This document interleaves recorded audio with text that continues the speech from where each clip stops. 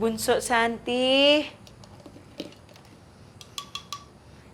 Ay, ang bait ng baby na yan. Hindi yan pala iyak.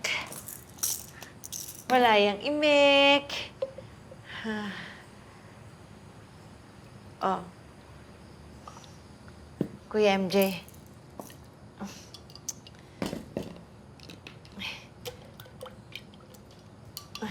Tama naman yung sinabi niya. Ayan, anak. Para gumaling. Lumalaki na yung pamilya niyo. Malaki na rin ang konsumo niyo sa kuryente. O bakit? Nag-aambag naman ho kami Kung makapagsalta yung bunso nyo, parang kala mo siya nagpapalamo sa lahat ng nakatira dito. Ano ho bang problema, Nay?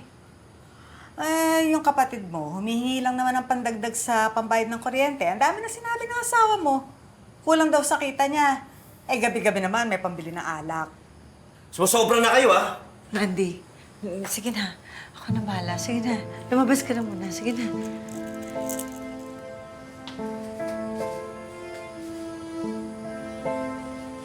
Nay, pasensya na ho kayo, ha? Alam mo, dapat bumukod na kayo Matuto kayong tumayo sa sarili niyong paa.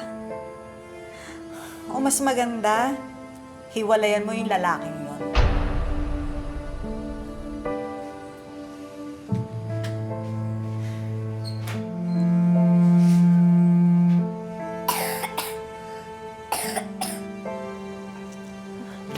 Bunso, ay, bunso,